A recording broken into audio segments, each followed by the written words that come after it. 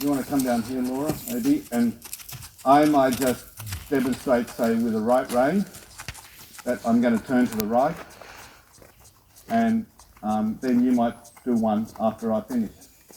Okay, so we're going to walk forward, and I'm going to use a right rein to turn to the right. Now I take my right rein out. Don't do it. See, he's going there.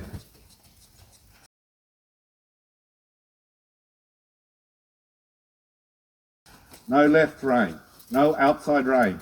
He's just going there. Can you see that, Joy? Okay. You watch Lila's front right foot.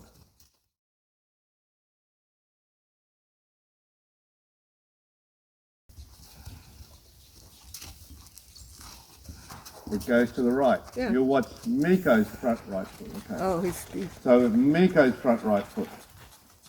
If I ask this, his front right foot's going over there. it's going straight, yeah. Yeah.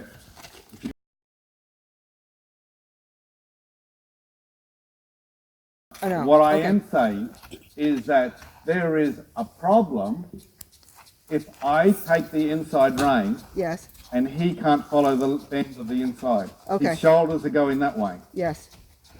His nose is going that way and his shoulders are going that way. That's the problem. If you want to show again on Lila, Yeah.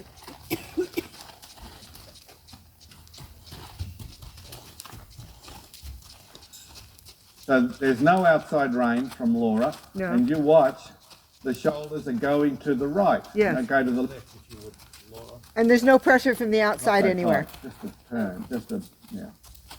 And there's no outside rein. The outside rein is not in play. Right. That is basic. That is the thing you teach a horse the first few rides of his life. Okay. Nobody And taught I Miko that. And I'm pretty sure that's what Miko was taught the first few rides of his life, the Okay. first 20 or 30 rides of his life. Okay. And then he goes into training and is taught that he has to, you turn him now with inside leg to outside rein. Exactly.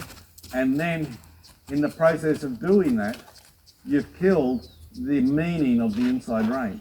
What he learnt at the beginning no longer exists. And that's a problem. Because you never want a horse to ever forget the basics. It is the basic on, I can't imagine in what world you want to pick up the right rein and the horse goes to the left. It would be like if you're driving and you turn the steering wheel to the right, and now somebody has to come along on the other lane and push you over to go right because the car goes left when you turn to the right. You wouldn't drive a car like that. Okay. And I wouldn't ride a horse like this. I just wouldn't. So it's really important for him to get this. Yeah, Okay. because he's not following a thought. That tells him to think over there. That's what it's telling him. But when I ask him to turn, he doesn't. He thinks over there. I've mentioned a few times at this clinic that working with a horse is all about directing a thought, getting a change of thought. You ask him to turn, so if I pick up this left rein, he's still looking towards Lila. He's still looking over there. He hasn't yet looked across. He's going to do it and he probably sees Lila over here, but he still hasn't. Can you see his shoulder going there? In order to fix that, leaking out like that, riders use the outside rein. And the outside rein acts as a barrier to stop that shoulder going out, and now the shoulder goes there. And depending on how much outside rein you use will depend on how strongly it goes there. And so the problem is he's pushing out there because he's thinking out there, and the fix that you've been taught to use is to block the shoulder. Yeah. But it doesn't change the thought. You don't use the outside rein and suddenly goes, oh, I need to think over there. The problem is he thought, out there.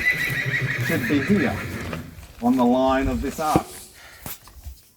So when I pick up that field, if he's looking over there and I pick up this field, he should go, oh, that's where you want me to go. Yeah. That's where my thought is. And his feet go there. So that's the problem. So you pick up this rein, he should think there. Pick up this rein, he should think there. And he doesn't. You pick up this rein and he thinks there. You pick up this rein and he thinks there.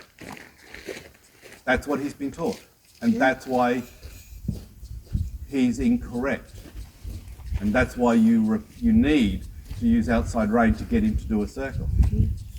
So he's not wandering all over the place. It's all he knows. Pardon? It's what he knows. It's what he knows. But he used to know something else. Which is better.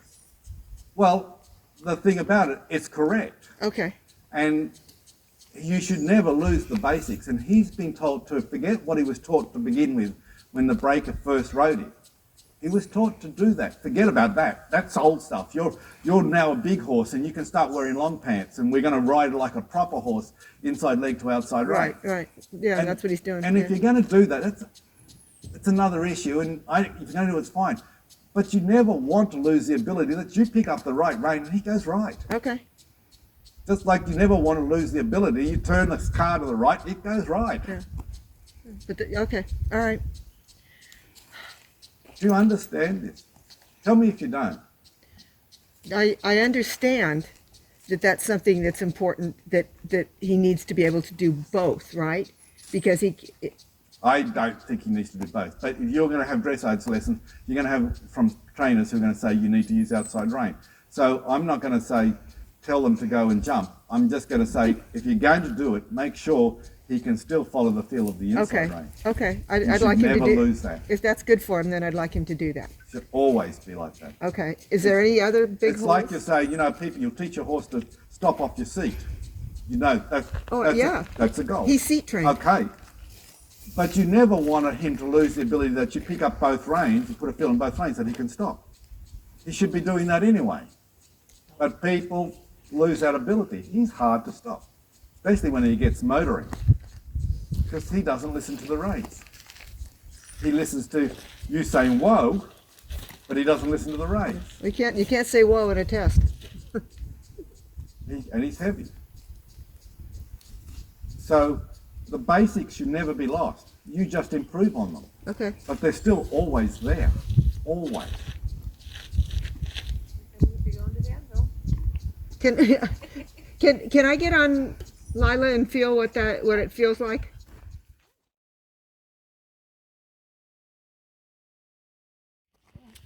And relax your outside rein too.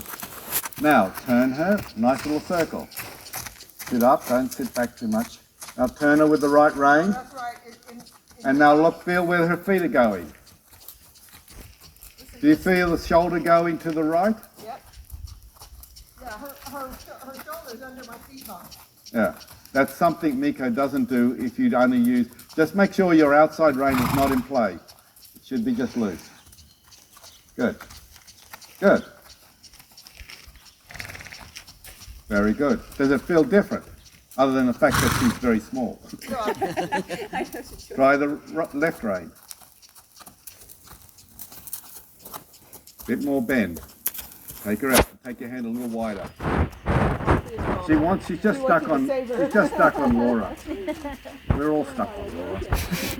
It'd be nice of me today.